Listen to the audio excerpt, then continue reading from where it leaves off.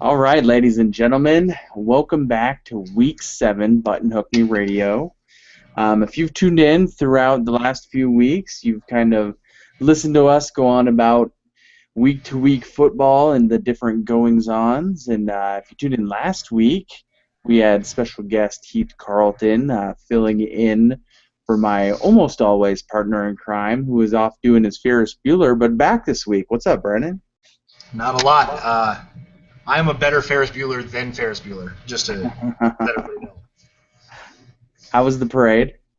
It was good. It was good. I didn't know I could sing that well. I will say they need to put new shocks on some of the floats. Very uncomfortable ride, but yeah, it was good. Nice, nice. And you made it home in time to watch some football this week, I'm guessing, yeah? Absolutely. Even Ferris Bueller needs some time off. I know, you wouldn't want to miss that Cincy game. Fuck no. I'm having fun this year so far. Yeah, it must be nice. Your Chiefs put a hurting on today too, so.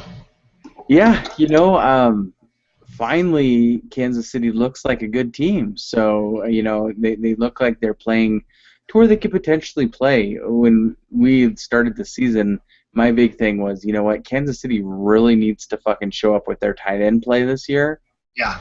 Just because that's, Alex Smith's kind of go-to, and we're weak in the wide receiver position anyway. So, seeing Fasano and Kelsey and, some of that really start to pile on, and then now Davis being able to fill the shoes of Jamal Charles, at least gives me some hope that we're going to at least be able to put something together. Well, absolutely. I mean, you can do something like you guys did today with, second and third stringers. You get your starters back, you guys are going to be money. Yeah, and we really almost beat Denver.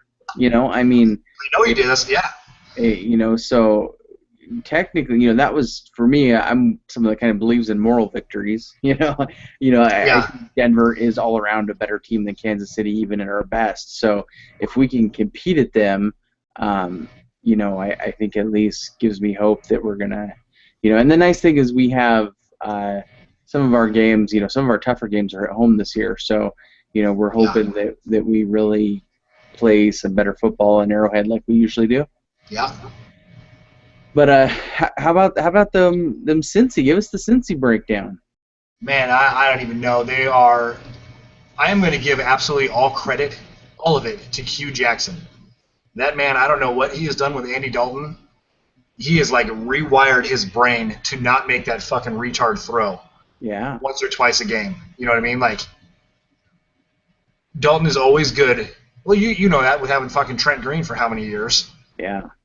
There's always those one or two plays, those stupid fucking boneheaded fucking interceptions or just dumbass throws into coverage that at the time you don't think really fucks anything up, but then you get into towards the end of the game, you're like, fuck, if he would have not thrown that interception in the second quarter, we would be in this fucking, we would win this game. Yeah, would have changed everything. We would have changed everything. That would have changed the momentum. We would change everything.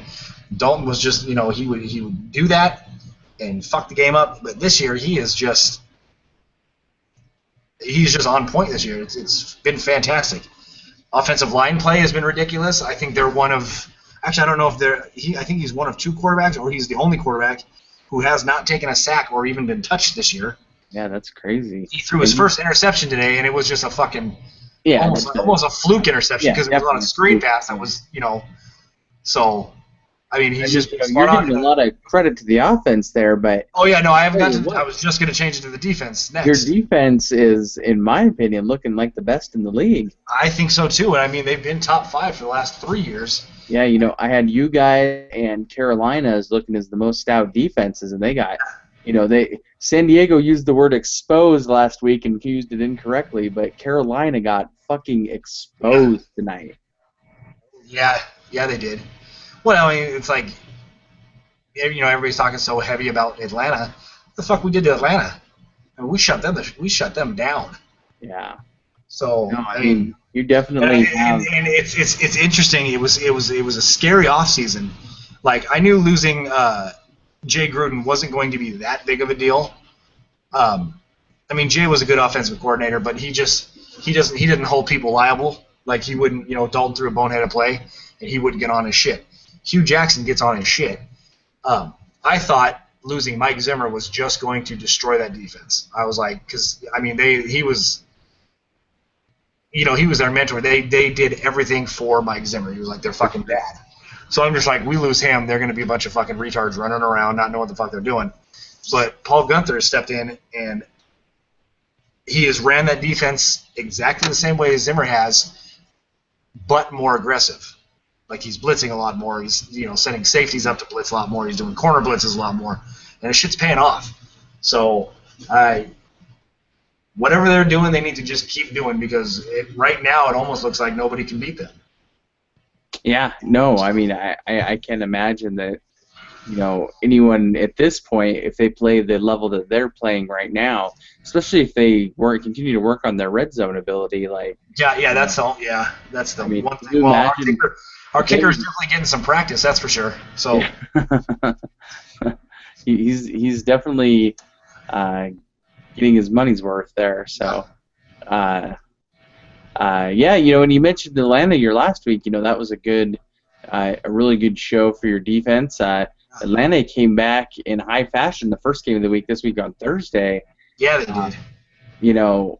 We talked after that game, and sure looks like, man, that was one of the most one-way beatings I've ever seen in that game. Yeah, and I didn't watch the whole game because I had to sleep so I could go to work. Yeah, but Atlanta, I did. 56-14, and I caught the highlights, and that was a pretty one-sided game.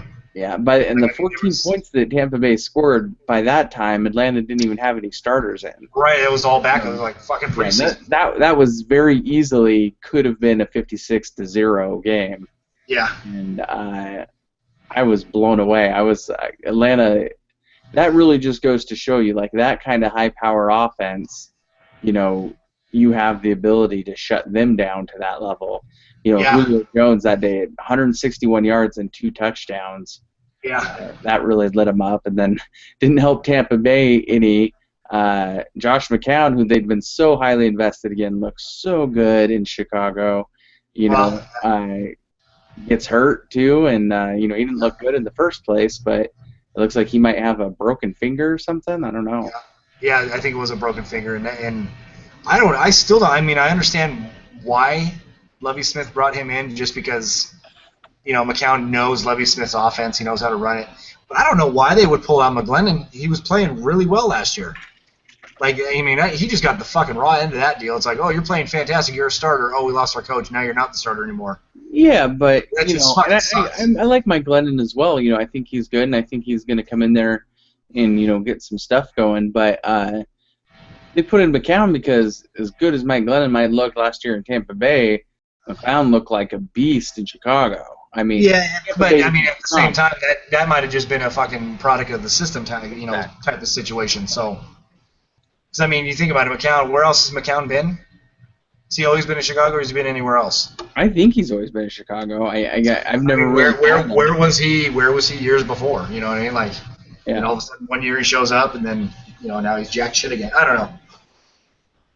I was never really too high on him, so. Who does look happy in new surroundings that has to do with that is Devin Hester. He's fucking right, he does. He looks like a badass. He looks like a new man. He was really he looks bogged down with where he was stuck, there in Chicago. And, they getting new life, getting, some different routes for receiving, using him in the receiving game more than Chicago ever did. And I never understood that either. I was like, it's like, how does Chicago not try and find ways to get that kid the ball? Exactly. Well, it's like, Atlanta's totally figured out how to use him as a fucking receiver. Yeah, and I love Chicago. Chicago was like, oh, let's just fucking, put him on the fucking deep route and just let him go. And that didn't work. Atlanta's like, you know what? Let's put him on the short crossing routes, let him catch the ball and run with it. And he's money with that. So. Yeah, and for those who didn't watch that Thursday night game, Devin Hester just broke the all-time kickoff return, record. So in Deion's house with Deion there. That was pretty sick. Yeah, and did the old Deion Sanders taunt, the high step. The high step with the hand behind the head. So it was cool to see the interview afterwards with Deion and Devin. That was pretty cool. Yeah, lots of respect there, which seems pretty cool. Yeah, a ton. Yeah. Uh, so what about, you know, I was trying to think, it was like, another pretty good week of football. Uh, Man, I don't know if there was a better game than this week than that Seahawks Denver game. Fuck that. Yeah, that was a great game. Well, I don't know the what was the Washington Eagles game was really good. Yeah, it was definitely I between mean, it those. wasn't necessarily as I guess as big as powerhouses as Denver and Seattle, but I don't know. That was a pretty exciting game to watch. But yeah, Yeah, I I think mean, that Denver freaking, Seattle game was it was what we were wanting in the Super Bowl is what it was. yeah, it was really interesting. We'd watched the whole first half, and Seahawks really had been putting a hurting on them, and Uh-huh. then all of a sudden Denver comes back from behind, ties it up at the end of the game, and then we get that overtime, and Seahawks come down and get it done. Yeah, and I can almost guarantee Pete Carroll knew that shit. He's like, we get this, we have to go down and score because we cannot give the ball back to fucking Peyton Manning in overtime. Yeah. Well, No they know way. better. I mean, Like we got to go win this shit right now. So yeah, they that was they should have done that in the first place in the fourth quarter. exactly yeah when they fucking They had the option to try and go and really kind of push to get that touchdown to seal the deal, and you they know, kicked the field goal, three and they're like, three fucking runs and then a field goal and Jesus. they're like, I automatically totally didn't want to do that, but it was pretty brutal. Yeah, they're Yeah, lucky. They're lucky they pulled that one out because that I would have always, been. yeah, I always think it's kind of funny. Seahawks just really seem when they were kind of battling with Marshawn Lynch about that whole money ordeal at the start of the year and trying to get an extension. Pete Carroll, I love the guy, but he really came across like he feels like he could plug and play somebody into Marshawn Lynch's spot. And that's just not true. I don't give a fuck who you are. That shit Marshawn is so Lynch not true. is a bad fucking man. He is a bad dude. He is a bad boy. It's crazy to watch that guy run. Yeah, he is. I mean, well, like we were talking about today when we were watching it, it's so crazy because he is just so calm on the sidelines. Like he'll just go in there. He's not up with all the team. He's just kind of sitting back on the bench, just chilling out. And then when he gets on that fucking field, he is just a fucking mean asshole on that fucking field. Yeah. I don't think I've ever seen someone run as hard as him. Nobody runs as hard as him. No, it's definitely pretty Not even wild close. to watch. And then we talked about last week. You weren't here for this, but me and Heath had talked about who was going to get the first win between the Colts and New Orleans. Oh, and yeah. They both went ahead and got that win this week. Yeah, but I will say Indianapolis looked a little bit better.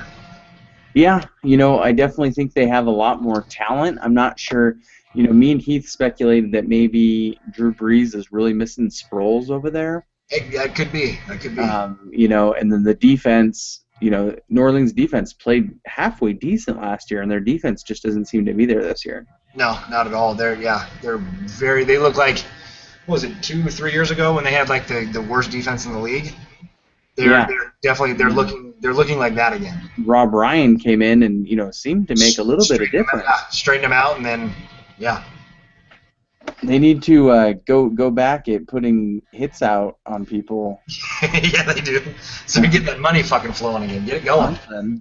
Get something going there. I mentioned a little bit ago with Kansas City, I kind of used the word moral victory in definition of our Denver play, and I think, speaking with the Colts, I think there was a little bit of a moral victory in Jacksonville today. Jacksonville really did get their ass kicked, but as soon as young dude Blake Bortles came in, yeah, they looked like a different team. Yeah, it was really similar. Me and Heath spent a lot of time talking last week about Kirk Cousins and how that whole thing went, and it seems like you're almost seeing a kind of a resurgence in the same way with Bortles, where he stepped in there. Yeah. And the team. And all those players were like, all right, here we go, let's do this shit. I can almost guarantee 90% of that locker is like, they're like, just let's put him in. Mm-hmm. And then they finally did it, and they all thought, yeah, they definitely rallied behind him, and they look good. He's got a strong arm, that's for sure. Yeah, and Kid can slang that ball. that rookie wideout Hearns busted another big one today. Yeah. You think that guy's the real deal? It's hard because that week 2 he didn't do jack shit. Yeah. So I mean, we'll see what he can do. I mean, get 6 or 7 games under him, and we'll check his stats and see how he's doing. But right now, he definitely seems like he's one of those guys that has that big playability. Yeah, he seems like he could be. He seems like he could be like what Mike Wallace was for Pittsburgh a couple years ago. Sure. Yeah. So, what I mean? Like, he would just be like, one game he had 2 touchdowns and 200 yards, and the next game he has a catch for 8 yards. Yeah. And, the nice thing is seems like he's very kind of the opposite. Cecil Shorts is more the kind of go-to route runnery, guy. And if he's back in full contention and they have Hearns, maybe they can kind of get something going. You already know how I feel about Gerhart. Yeah, I know. We posted up a big, I think, 38 yards or something this week? So something like that. No, I think he had 60. Oh, did he? I think he had 64. He's still not getting that 100 yards. I'm still waiting it. I'm gonna see what week it goes to with either him or Cordell Patterson getting 100 yards. 100 yards, yeah. Cordell he got close, didn't he today? No, he had 60 something. Yeah, I think he had 60 again too. 60 some yards, yeah. We're gonna see how it happens. We'll see how long it takes, but I think it's gonna be Cordell first. And then the one big game that both me and Heath last week said was going to be the game of the week last week, we were both very wrong. We were really pegging, and I think almost everybody was pegging Green Bay and Detroit to be just a barn burner. And I don't even want to fucking talk about that game. Snooze fest. Yeah, I don't even want to talk about that game. That fucking, from a fantasy standpoint, that was the fucking worst game ever. Oh, hey, you're not the only one, man. I had Cobb and Eddie Lacy. What has happened to Eddie Lacy? I don't know. I have no idea. He's fumbled twice. I think it's almost because it's almost like we're maybe relying on him too much because their passing game's not really there. I don't know. So maybe he just doesn't like the fucking pressure. I have no fucking idea. But the passing game was sure there week 2. It was there week 2. But Eddie Lacy had a decent game week 2, didn't he? No, he's only had 6 points like all 3 games, and this week he didn't even have that. He had like 2 points this week. Huh. Well, he had like 40 yards, but then he fumbled. He's fumbled twice in 3 games. Yeah, that's not good. So it's definitely and then that pushed them. They started playing Starks after he fumbled. Yeah. So I'm kind of a bit worried as a Lacy owner, and I think Green Bay fans are probably a bit worried to make sure that he's not just gonna cut out on him. Shit, he's definitely he looks a lot like how Trent Richardson was running last year. Yeah. Like he's not hitting the hole very hard. Like he almost looks kind of lost sometimes. So I don't know. Yeah. Hopefully he gets his shit straightened out. And like I mentioned, maybe he's using drugs like the rest of the league. I don't know. There you go.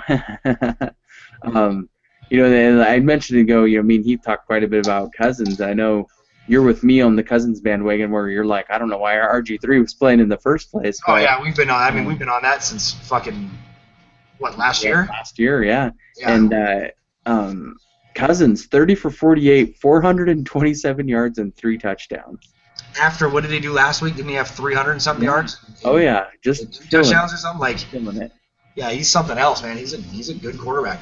Yep, he's definitely going to be someone to watch. I think he's who's going to be able to take Washington up over the edge. So. I think so too. Yeah, because they're a talented team. I mean, they've got a decent defense. I don't know if I really I guess we could maybe say top 10, maybe just outside the top 10. I mean, they got a good defense, but their offense, they have so much fucking firepower on that offense. Yeah. I mean, they're so talented on offense that they should be able to put up 40 points a week with a good quarterback in there. So. Oh yeah, I mean they definitely got the good hard-nosed running back, the wideouts with speed, and everything they need in that aspect. Yeah. Good tight end. Yep, good tight end. Their fucking backup running back's no joke. Roy Halu's a badass too. You showed that today, man. Halu busted a couple big plays. He did that. He did that last year too. I mean, he was really good last year. So, yeah, I think they might surprise some teams this year. I think. Yeah, I could see that for sure. So. So on to next week, we got a good little crew of games set up. First of all, before we even get into the games next week's our first bye week, and man, we've got some real players on bye next week. Yeah. Arizona, who we all know is undefeated. Yep. Cincy, who we all know is undefeated. Yep. Cleveland, who's looked amazing. Really good, yeah.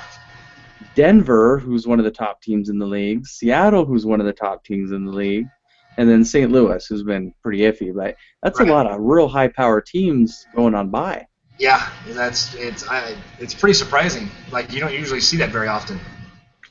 So it's definitely going to be an interesting to have all those teams cut out, get a little bit of rest. I think a couple of those teams could probably use it. You know, get some health behind them and get a game plan going for Week 5. Yeah, see, I don't like my team having a bye week right now. Like they're playing so well right now. I don't want them to have that. Yeah, that's always a bit scary when you're doing well.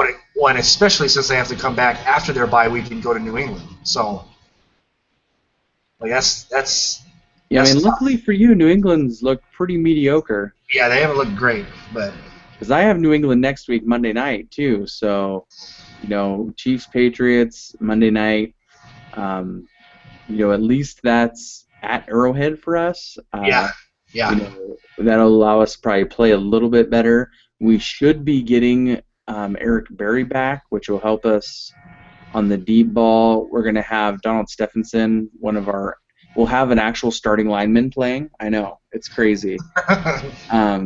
We got sacked so many. I think we ended up with like freaking 6 sacks or something. It was bad. And so that'll help us a little bit. We'll see. I still don't think they're going to play Jamal Charles, just my personal opinion. They're going to let us go through the bye with him. It would be smart. I think so, especially since now Davis has been playing so well. He's been playing fantastic. Yeah, I mean, he's got the hot hand right now. Keep him in. Yeah, he definitely doesn't need to be rushed back in there. Let's get him healthy. But another big one here that I think is going to be a great game is going to be Packers and the Bears. I think that should be pretty good. Hopefully, shit. Yeah, you know, some of those big name teams have been not playing so well, but I think the Packers are there. I think they're just trying to figure some stuff out. You know, but Packers Bears, that should be a good game. Saints Cowboys, I think that has potential to be one of those. That has the potential to be. Yeah. To be just a lot of points on the board. I mean, neither of those teams have defense. Yeah. And then another big one that stands out to me, 49ers Eagles. 49ers has been down and out, but that could be really. Yeah. What are you looking for? You have Cincy off, so you're going to be able to pay attention to some other games this week. Yeah. Let's see. We got. I think you pretty much hit all the important games. Yeah, those are some real important. I mean, there's a couple. The Panthers and Ravens could be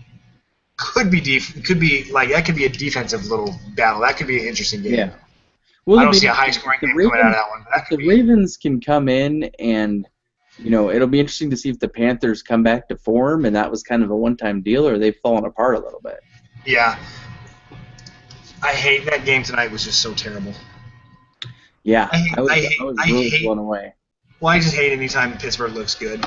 I'd originally was going to ask you after the game tonight whether or not you thought Cincy or Carolina is going to have the top D, and then it wasn't even a question because Carolina just got so beat up, but Carolina's defense up until then has been pretty stout. Yeah, they answered that one for us, so.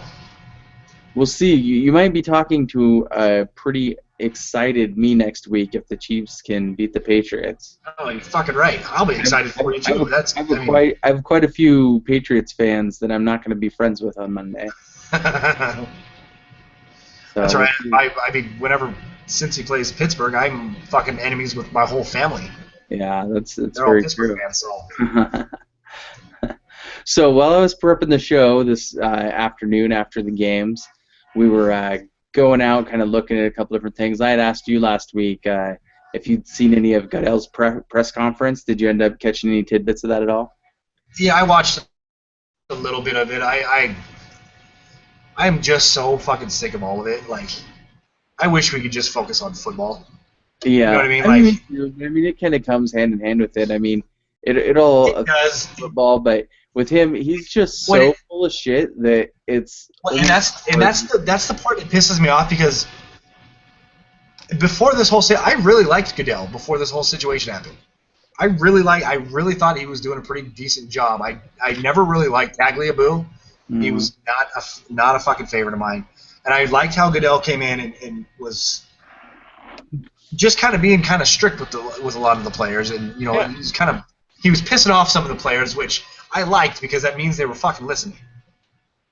And then this shit where now all this shit comes out and he's like backtracking and he's like, dodging questions, and I'm like, come on, man, just fucking answer the questions straight up. Like, Mm. yeah, I don't know, it really pisses me off. Yeah, it's TMZ, TMZ pisses me off. I wish someone would just go blow up their fucking building. it Like is kind TMZ, of it's pain TMZ in is the fucking ass. up the world right I know, but I mean, it's if it wasn't TMZ, it'd be somebody else. You know what I'm saying? Like, I mean, now. Yeah, TMZ just goes out and pays more money than anybody else to do it. So I mean, it, I know they're doing their job, but fuck, man. speaking of TMZ, I saw a great new little tidbit from them. Ray Rice is now publicly saying that TMZ edited that video. That they like Really, superimposed pieces of that video of him in the elevator. really, I didn't hear that. Yeah, I think it just came out, and I was just doing some looking at some stuff and had seen that Ray Rice publicly said that that isn't what happened. Like I'm like, I don't know, man. Like that's a How pretty interesting would that be? crazy. Yeah, I was gonna say I don't know. Didn't really look very photo. That didn't look very superimposed. That looked like you fucking knocked the bitch out. Yeah, yeah, I think Like, so too. I don't really know about that, but it'll be interesting to see what comes of that. yeah, that'll be really interesting. He's full of shit. There's no superimposing that. He fucking spit on that bitch and knocked her the fuck out. Yeah, I mean, no, for sure. there was no superimposed in that. That was And then I wanted to also just touch base on something that I thought was kind of interesting here. You know, being a Kansas City fan, and our offensive line has looked so bad.